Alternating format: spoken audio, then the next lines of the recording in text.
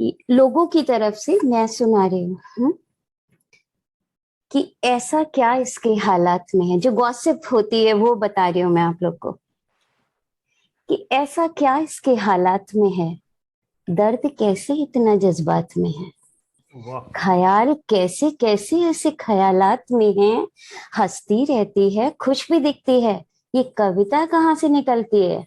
क्या बात खुद ही है। लिखती है खुद ही लिखती है, या कोई किताब इसके हाथ में है, या कोई इसके साथ में है? क्या बात है। शैलेंद्र जी है पति साथ में। यस ऑफ कोर्स पति कमिश्नर लगा है, काम वाली भी लगी होगी, झाड़ू बर्तन के बाद रहता ही क्या है, दो चार लोगों के खाने में होता ही क्या है, माइक्रो में डिश बटन दबा के बनती है, टोस्टर मिक्सर जूसर और न जाने क्या क्या, वॉशिंग मशीन भी तो बटन दबा के चलती है। अच्छा तो खाली रहती है, अच्छा तो खाली रहती है, वक्त ही वक्त रहता है, इसलिए कविता निकलती है। क्या बात है, बहुत खूब। चलिए तो मैं बताती हूँ कविता कहाँ से निकलती है। हाँ तो सबसे पहले वॉशिंग मशीन पर ही पहुंचते हैं। तो सबसे पहले वॉशिंग मशीन पर ही पहुंचते हैं, क्या बटन दबाते ही कपड़े खुद ब खुद उसमें पहुंचते हैं? पूरे घर से, पूरे घर से, सारे बेडरूम से, लॉबी ड्राइंग रूम से, सारे बाथरूम से, किचन से, इधर से उधर से, बीन बीन के लाओ, कहीं खूटियों कहीं सीढ़ियों से ढूंढ के लाओ, देखो परखो सूंघो गंदा है कि नहीं, फिर बीनो, फिर बीनो, रंग वाले अलग, काले वाले अलग, सफेद वाले अलग, लाल वाले अलग, घर वाले अलग, थोड़े डेलिकेट थोड़े सोफेस्टिकेट अलग, वूलन अलग कॉटन अलग, वो सारी ओढ़ने बिछाने की चादरें अलग, रजाइयों के कवर अलग, वो एम्ब्रॉयडरी वाले भी क्या मशीन में ही डलेंगे, और दुपट्टे भी क्या, वो एम्ब्रॉयडरी वाले तो हाथ से धुलेंगे, और दुपट्टे भी क्या मशीन में डालेंगे, ये तौलिया सारे अलग ही रहें, किसी पे इनका रोया न लगे, अकेले में ये बढ़िया से खंगले, क्या बस करूं?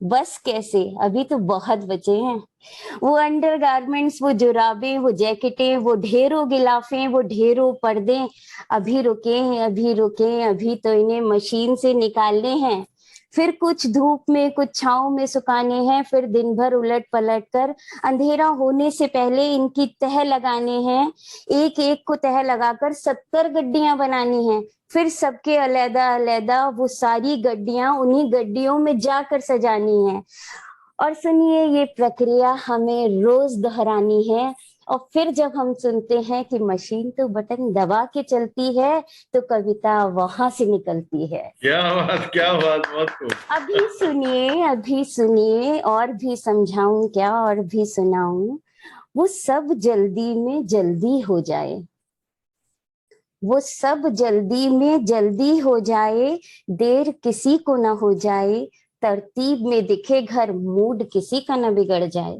तरतीब मीन्स कायदे से अच्छे से, तरतीब में दिखे घर मूड किसी का ना बिगड़ जाए, चीजें समेटती रहती हूँ, एक सेफ्टी पिन को भी उठाकर उसके बॉक्स में रखती हूँ, मगर इतने पर भी जब एक टांग की चिड़िया नहीं मिलती है, तो कविता वहां से निकलती है।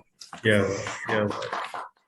दिन की थकन, दिल की चुभन, दिन की थकन दिल की चुभन, और तमाम सितम रात को जब सोने न दे, नींद करवट बदलती है, दर्द हो आंखों में सुर्ख लाल हो, सूजे या रो रो के मुहाल हो, एक रात का नहीं हर रात का यही हाल हो, जब चोट इतनी गहरी लगती है, तो कविता वहां से निकलती है। शुक्रिया। क्या बात, क्या बात, बहुत अच्छे। बहुत ही बढ़िया। Fantastic, fantastic. चलिए मतलब। एक और छोटा सा सुनाती हूँ आप जी। लोग को, कि समय है कि नहीं? बिल्कुल। ओके, मुझे बता दीजिएगा प्लीज। तो हाँ, बता ए जिंदगी तुझे तरतीब से सजाऊं कैसे, बता ए जिंदगी तुझे तरतीब से सजाऊं कैसे, शब्द बिखरे हैं सभी, मैं किसको कहाँ लगाऊं कैसे, इसे पुकारूं तो वो रूठ जाए, उसे तो वो, इसे पुकारूं तो वो रूठ जाए, उसे तो वो, मैं सभी को साथ पुकारूं कैसे। सुना दिए सभी ने फरमान मेरे खिलाफ, सुना दिए सभी ने फरमान मेरे खिलाफ, मैं किरदार पर तेरे दाग लगाऊं कैसे। सभी तो न थे कसूर मेरे, कुछ मजबूरियां भी थी, सभी तो न थे कसूर मेरे, कुछ मजबूरियां भी थी, बोल जमाने को ये समझाऊं कैसे। माना कि खरा न उतरा सनम, पर इश्क से अपने मुकर जाऊं कैसे। है बड़ी दुश्वार राह हयात, है बड़ी दुश्वार जिंदगी की राह, राह हयात, मैं उम्मीद से मगर दामन छुड़ाऊं कैसे। मेरी रहनुमाई पे सवाल उठाने वालों, मेरी रहनुमाई पे सवाल उठाने वालों, मेरी तारीखी में जाकर सोचोगे पछताऊं कैसे। बता ए जिंदगी तुझे तरतीब से सजाऊं कैसे, कि बाद दुनिया के जाने से ही मिलती है जो नेक नामियां, बाद दुनिया से जाने के ही मिलती है जो नेक नामियां, मैं जीता जी अनोखा उसे पाऊं कैसे। पन्ने कई छूट गए मेरी किताबे हयात के, पन्ने कई छूट गए मेरी किताबे हयात के, अब आखिरी पन्नों में कहानी पूरी सुनाऊं कैसे। क्या बात है इश्क मेरा रब मेरा, खुदा मेरा खुदाई मेरी, है इश्क मेरा रब मेरा, खुदा मेरा खुदाई मेरी, है ये खजाना मेरा, मैं फकीर खुद को बताऊं कैसे। वाह है चटका चटका आईना भी चूर चूर है चटका चटका आईना चूर चूर है, सवरा तो हूं मगर खूबसूरत नजर आऊं कैसे। वाह बताए जिंदगी तुझे तरतीब से सजाऊं कैसे, शब्द बिखरे हैं सभी, मैं किसको कहाँ लगाऊं कैसे। थैंक यू, शुक्रिया। क्या बात, क्या बात, क्या बात, कमाल कर दिया, मजा आ गया, आउटस्टैंडिंग। थैंक ये यू। तो मतलब कविताएं सुन के, राकेश जी।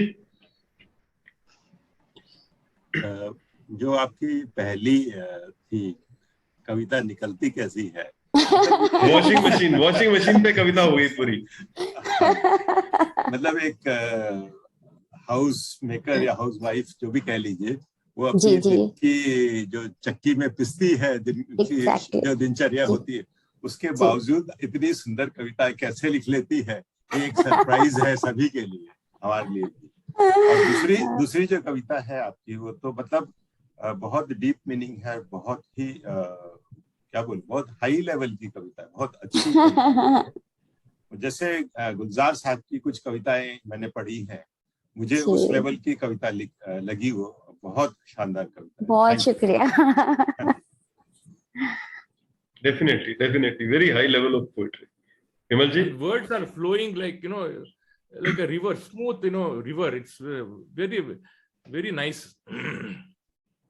जी थैंक जी यू, बिल्कुल। Thank you. विमल जी। हाँ, मैं मधु जी क्या कहूँ, एक तो वो आपकी वॉशिंग मशीन वाली, मैं आपको होम क्रिएटर कहूंगा, और वॉशिंग मशीन So की जो nice. होम हाउस वाइफ या होम मेकर न कह के होम क्रिएटर कहना चाहता हूँ। Yes. और उसमें एक चीज मिस हो गई, उसको भी कहीं मेरा जी आइडिया कहीं रख देना। जी, फरमाइए। जब जनरली लोग कपड़े चेक करते हैं ना घर में, स्पेशली लेडीज, वो जेब जरूर चेक करती हैं। अगर जेब ना चेक की जाए तो उससे मशीन खराब भी हो जाती है। आपको तो कभी कभी उसका फायदा भी हो जाता है, पर इसे मैं पब्लिकली बताना नहीं चाह रही थी, आपने गलत किया। अच्छा, एक तो ये बात, और आपकी इतनी शानदार, आपने अंदाज से नई नई सिचुएशन को देखा, जी तो वो मेरे से अब रहा नहीं जा रहा। तो मैं जो आजकल हालात चल रहे हैं मेरे चारों तरफ, जी उसको देख के मैंने 4 लाइनें लिखी हैं। जी जी बिल्कुल। वो मैं जरूर सुनाना चाहूंगा कि जी आपने इतना इरशाद शानदार इरशाद। अपने चारों तरफ से इतना शानदार चुना, और उस इतना अंदाजे बयां आपका कमाल है। जी तो वो ये है कि वो नफरतें इंसान में फैला रहे हैं बहानों से। वाह। वो नफरतें इंसान में फैला रहे हैं बहानों से। अब जानवरों में ज्यादा प्यार है इंसानों से। वाह वाह अब क्या बात है। अब जानवरों में ज्यादा प्यार है इंसानों से। गर बेरहमियां आदमी की यूं ही बढ़ती रही, गर बेरहमियां आदमी की यूं ही बढ़ती रही, हम यकीनन आगे निकल जाएंगे हैवानों से। हम ओ यकीनन आगे निकल जाएंगे हैवानों से। मैंने लिखा हुआ है, ये 4 लाइनें मेरी लेटेस्ट मैंने होली के अवसर पर लिखी थी 18/3 को, कि वो नफरतें इंसान में फैला रहे हैं बहानों से। अब बहुत जानवरों में अच्छे। ज्यादा प्यार है इंसानों से। गर बेरहमियां आदमी की यूं ही बढ़ती रही, हम यकीनन आगे निकल जाएंगे हैवानों से। क्या बात है विमल जी, क्या बात है, बहुत खूब। ये बहुत अच्छा। बहुत बढ़िया। बहुत ही ये अच्छा। ये मैं बड़ा मतलब पैशनेटली फील करता हूँ अपने समाज के बारे में। I know, I know. Hmm. We feel hurt also sometimes, हाँ, very deeply hurt. We can't express it also sometimes to even your near and dear ones, या एग्जैक्टली अब यही हो गया। तो वैसे मधु जी, अगली बार चूल्हे पे भी एक पोएट्री लिखनी चाहिए आपको, किचन पे, फ्रिज के ऊपर। नहीं, अमेजिंग, मतलब जो आपने ढूंढ के निकाला उसको, जी दैट वाज जी really amazing. Very mute observation. Yes. तो शैलेंद्र जी। सर और ये जो कविता आप लोगों ने सुनी, जो पहली वाली कविता है, वो वाकई में वो जो कहते हैं ना कि लोगों की तरफ से सवाल आते हैं तो उसका जवाब देने के लिए दिमाग में आता है आदमी को, कवि को, या जो भी अपना कह रहा है उसको बेचैनी होती है, क्योंकि लोग यही सोचते हैं कि अरे मतलब ये हकीकत भी है कि कुछ हमारे लोग थे तो वो उन लोगों को यही लगा कि अरे कविता कौन सी इन्होंने खुद से करी होगी, ये तो रिसोर्सेज है इनके पास, कहीं से किसी की ले ली होंगी कविताएं और अपने नाम से छपवा दी होंगी। इतनी अच्छी उर्दू, एक्चुअली ऐसा इतनी, सुनने को मिला था। हाँ, तो तब इन्होंने फिर ये उससे लिख के उससे फिर इन्होंने ये कविता लिखी। और जब कविता लिखी इन्होंने मेरे को, जब ये इसका प्रोसेस लंबा चलता है ना कविता का, तो आप लोगों को सब पता ही होगा कि एक दिन में या एक टाइम पर जरूरी नहीं है कि कविता पूरी बन जाए। तो जब ये लिख रही थी और कर रही थी तो इन्होंने दिखाया, तो मैंने कहा अरे यार कहाँ तक सोच लेते हो भैया तुम, मतलब ये तो तुमने, हमने जो स्कूल में पढ़ा था कि जहां ना पहुंचे रवि वहां पहुंचे वहां कवि, पहुंच सकता। तो वो वाली बात तुमने चरितार्थ कर दी बिल्कुल। मतलब इस तरह से भी मतलब घर की चीजों को देखा जा सकता है। और वहां से, और इनका यही है कि कविता इनका कभी नहीं पता लगता मेरे को किस समय बैठ के लिख रही हैं। कभी रात में अपने बैठ के लिखती हैं, कभी टूर पे चला गया तो मालूम पड़ा लौट के आया तो मालूम पड़ा कि कविता तैयार हो गई, 2-3 मिल गई पढ़ने को। तो ये रहता, मैं अपने जैसे कभी कभी बिजी ज्यादा हो जाते हैं ऑफिस के टाइम में, तो मेरे को पता है कि ये इनकी तरफ से सपोर्ट रहता है, और उस पीरियड में भी ये अच्छे से अपना जो काव्य का सृजन जिसे कहते हैं वो करती हैं बहुत अच्छा। और जो ये दूसरी कविता जो इनकी थी वो राकेश जी ने भी जो सही पॉइंट आउट किया कि काफी हाई और डीप मीनिंग वाली थी।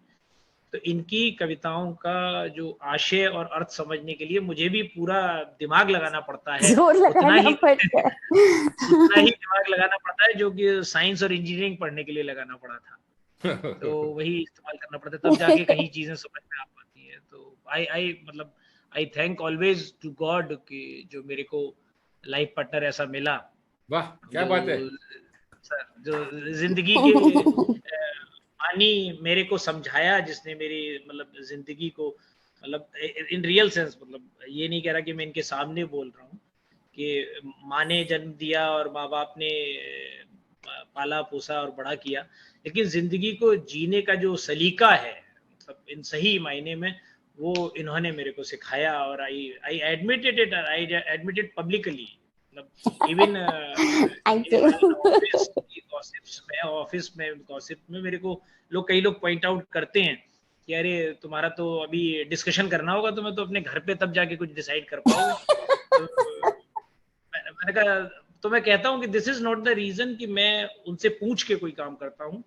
आई नो कि उनके पास एक आइडिया है, उनके पास एक दिमाग है जो इन चीजों को विजुअलाइज कर पाता है। क्योंकि कवि और आर्टिस्ट के साथ एक बड़ी स्पेशल चीज होती है, वो हम साइंस और इंजीनियर्स के साथ तो होती है जो किताबी ज्ञान की होती है, लेकिन जो कवि और आर्टिस्ट होते हैं वो मतलब आगे जाकर सोच पाते हैं चीजों को, उन चीजों को विजुअलाइज कर पाते हैं जो चीजें एग्जिस्ट ही नहीं करती हैं, जो दिखती ही नहीं हैं। तो उन चीजों को विजुअलाइज करके ये जिंदगी के बहुत अच्छे सॉल्यूशंस और प्रॉब्लम्स के बहुत अच्छे सॉल्यूशंस देती थी मेरे को, देती हैं आज भी। तो मेरे को हमेशा अच्छा लगता है कि चीज़ों को डिस्कस करके और हम आगे बढ़ें और चीज़ों को लेके जाएं आगे। और आपने ये प्लेटफॉर्म दिया, इनको भी अपना कहने का मौका मिला, और निरंजन सर को भी हमें सुनने का मौका मिला, और आप जैसे और भी तमाम आर्टिस्टों को हम लोग सुन रहे हैं। और पहले राजेश जी के साथ मैंने ही ज्वाइन किया था, इनको तो बस मैंने 1-2 बार ऐसे दिखाए, ट्रेलर दिखाए या इस तरह से यूट्यूब पे दिखाया, तो ये एनकरेज हुई, तो इन्होंने कहा अरे मैं भी कभी कभी देखती हूँ, जब टाइम निकाल के, जब भी टाइम मिलेगा मेरे को, मैं भी करूँगी। रिकॉर्डिंग ज्यादातर सारी देखी है मैंने। उस टाइम पे टाइम नहीं होता एक्चुअली, हम दोनों लोग बैठ जाएं तो थोड़ा मुश्किल हो जाता है घर में, तो मैं रिकॉर्डिंग देखती थी सारे। Thank you Shailendra ji. In fact we are pardon, हाँ जी राजेश जी, मैं शैलेंद्र जी के बारे में जरूर इस समय कुछ कहना चाहूंगा। बस बिल्कुल आप कहिए पहले। Shailendra ji, I am really thankful to you कि आपने पब्लिकली जो मैडम के लिए कहा, ऐसा कहने के लिए बड़ी हिम्मत की जरूरत होती है। लोग अपने घर वालों को फॉर ग्रांटेड लेते हैं, they never accept and they never praise their family members, और जो उनके बहुत करीबी है ना, उनको फॉर ग्रांटेड, स्पेशली हिंदुस्तान में तो लिया जाता है, they take it for granted कि ये तो इसको ऐसा तो होना ही चाहिए, और स्पेशली वाइफ को तो लिया ही जाता है फॉर ग्रांटेड। बिल्कुल and you are a exceptional case, so I am thankful to you। नहीं एक्सेप्शनल नहीं हूँ सर, मैं भी टेक इन फॉर ग्रांटेड ले लेता हूँ, लेकिन एडमिट करता हूँ इसको। नहीं लेना नहीं चाहिए मेरे हिसाब से। लेने से मेरा मतलब ये है कि हर चीज में ये था कि मैंने कुछ बोल दिया तो जरूरी नहीं है कि फॉलो करें, ये मतलब हम लोग आपस में डिस्कस करते हैं तब डिसीजन लेते हैं, ये तो मतलब लाइफ का मैंने सिस्टम बना रखा है। सो गुड सर, वैसे thank you best combination sir, Shrivas, best combination. You know, I always say, you know, in mind we have got two parts of the mind, you know. One is in Hindi they call it as the Sthula Buddhi and Sukshma Buddhi, right? Wow. So we engineers belong to the Sthula Buddhi variety. बिल्कुल सही। And Madhu ji belongs to the Sukshma Buddhi variety. And when both of this come close, then the mind becomes complete and life becomes complete. That is what we enjoy. Very nice. बहुत खूब। So thank you very much everyone. मजा आया आज, and we are really honored कि इतने high calibre के जो artist आज हमारे साथ जुड़े हैं, निरंजन जी और मधु जी दोनों। मतलब it's not that what we आज जो लोग बोल रहे हैं या मैं भी बोल रहा हूँ, it is coming directly from the heart. मतलब ऐसा नहीं है कि artists on this platform there have been so many beautiful artists, those who have joined, लेकिन कई बार ऐसा होता है कि it comes really straight from the heart. So it is coming straight from the heart that we are really honored to have Niranjan ji here, the kind of artist that he is, and Madhu ji का तो जो छुपा हुआ calibre था, मतलब आज हमारे को इस प्लेटफॉर्म पे नजर आया, and we are really honored to have both of you, and we expect that you should keep on joining us more frequently in future as well.